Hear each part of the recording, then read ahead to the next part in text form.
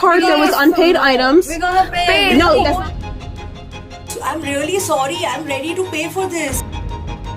No, sir. I told you I'm forgot. Sorry, but I pay.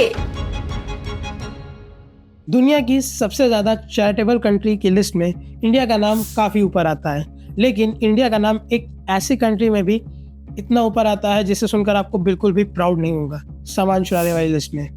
जी हाँ, India एक ऐसी country है जहाँ पर अल्ट्रा रिच या फिर हम कह सकते हैं काफ़ी एलीट लोग जो कि बहुत लग्जरी होटल्स में रुकते हैं वो वहाँ का सामान चुरा लेते हैं। इस वीडियो को तो आपने देखा ही होगा। Stop. It's not a joke. Yeah, stop.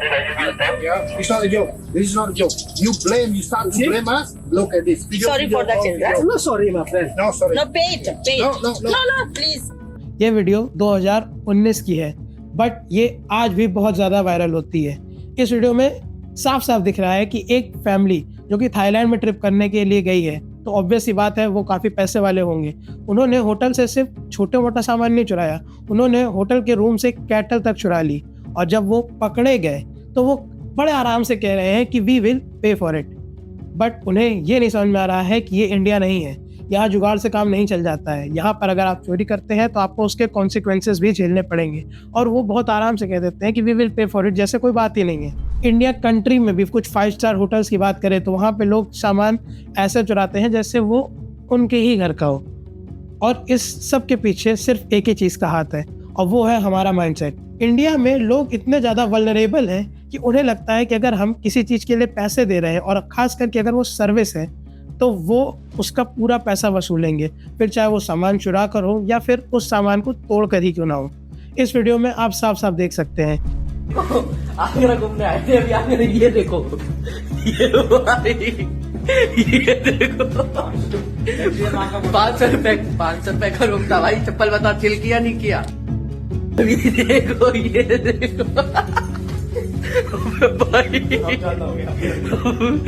भाई चिल मार दिया भाई पूरा।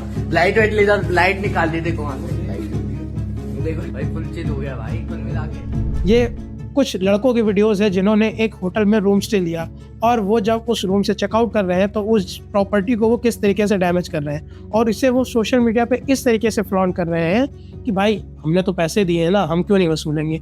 बेडशीट को गंदा करना या होटल प्रॉपर्टी को तोड़ देना, ये किसी भी तरीके से एंटरटेनिंग नहीं है। आपको ये समझना चाहिए, this is a offensive crime.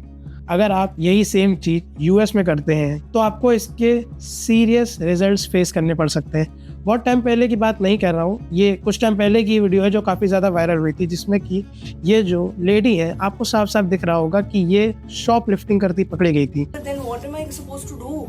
I'm really sorry. I'm ready to pay for this. और जब ये पकड़ी गई तो उसके बाद ये बहुत ही आराम से कह रही है कि आई एम रेडी टू पे फॉर इट, जैसे कि ये कोई क्राइम है ही नहीं, उनसे गलती हो गई। एंड वो साफ साफ वीडियो में कहती दिख रही है, what am I suppose to do. Like seriously आपको लगता है कि आप कोई चोरी जैसा क्राइम करेंगी, वो भी यूएस जैसी कंट्री में, और आप इजीली कह देंगी what I am suppose to do and I will pay for it, और आप उस जगह से आराम से निकल जाएंगी।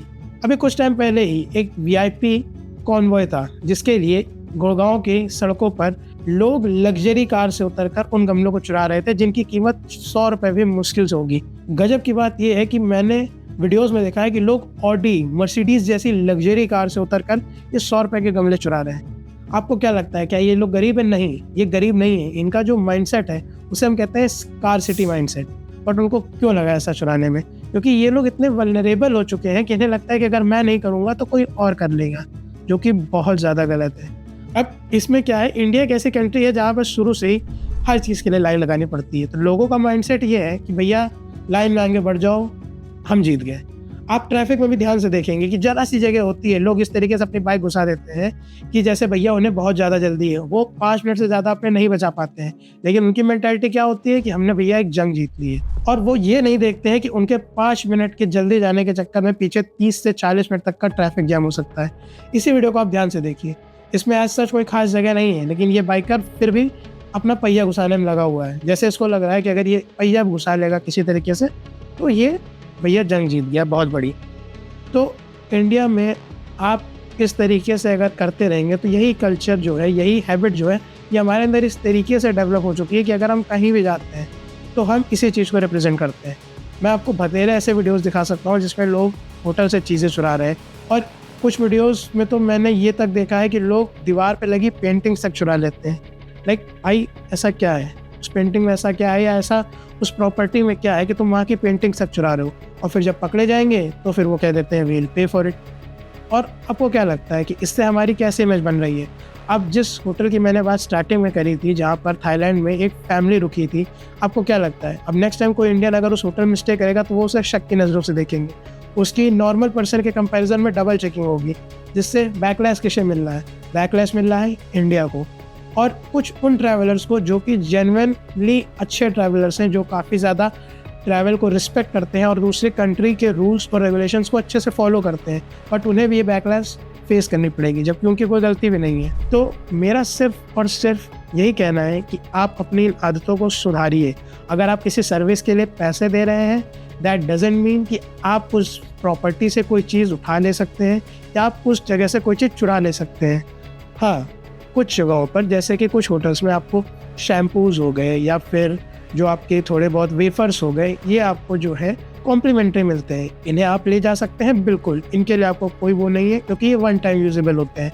कुछ 5 स्टार होटल्स में आपको वन टाइम यूज़ के लिए स्लीपर भी मिलती हैं जिन्हें आप अपने साथ ले जा सकते हैं because they are complimentary, but that doesn't means कि आप उस प्रॉपर्टी की कोई इलेक्ट्रॉनिक डिवाइस अपने साथ ले जा सकते हैं, क्योंकि भैया वो कॉम्प्लीमेंट्री नहीं है, वो उस होटल की या फिर उस जगह की एक प्रॉपर्टी है जिसे आप नहीं चुरा सकते हैं, and that is a total crime.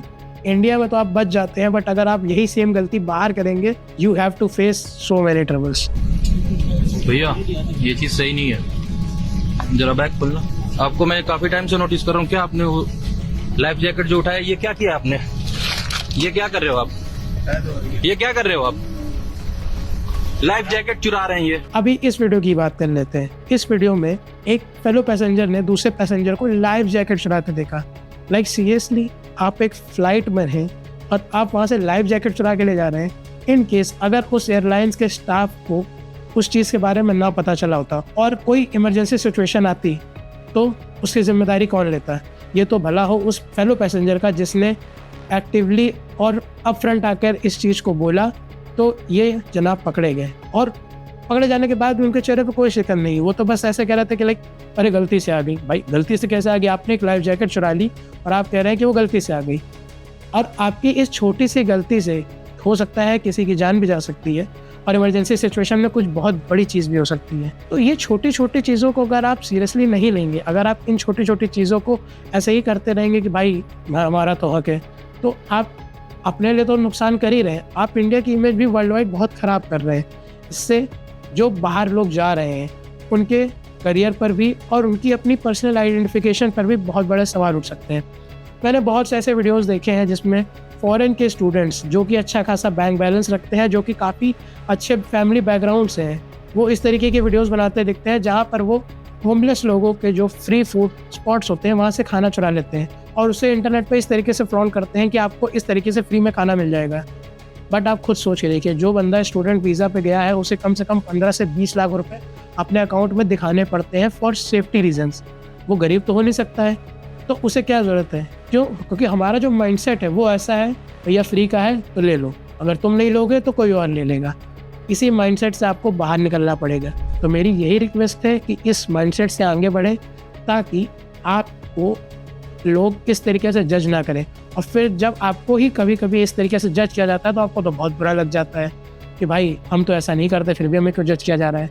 दरअसल प्रॉब्लम आप नहीं है, प्रॉब्लम है आप जैसे बहुत से लोग जिनका ये माइंडसेट है कि भैया फ्री में है तो ले लो, फिर चाहे वो हमारा हो चाहे ना हो, सरकारी प्रॉपर्टी है तो भी अपनी है, नहीं है तो भैया चुरा लो। तो नेक्स्ट टाइम ऐसा कुछ भी करने से पहले एक बार सोचिएगा कि क्या ये सही है, और आप जो कर रहे हैं उससे आपको तो कोई फ़र्क नहीं पड़ रहा, बट आने वाले टाइम में इंडिया के लोगों को कितना बैकलैश देखना पड़ सकता है।